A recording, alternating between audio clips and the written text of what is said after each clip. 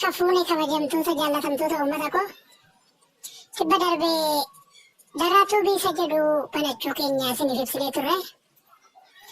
Ammas irra deebiin daraatuu biika jedhu galtanii sabiskiraayib, laayik, kooment, sheer gootanii akka nu cina dhaabbattan kabajaan isin gaafanna. Nutis haaluma kanaan baca adda addaa, walaloo adda addaa fi waan nama bohaarsan karaa saniin ibsachuuf, karaa saniin simbiraan gahuuf qophiitti waan jirruuf isinillee akka nu daawwattan kabajaa fi jaalalaan isin gaafanna.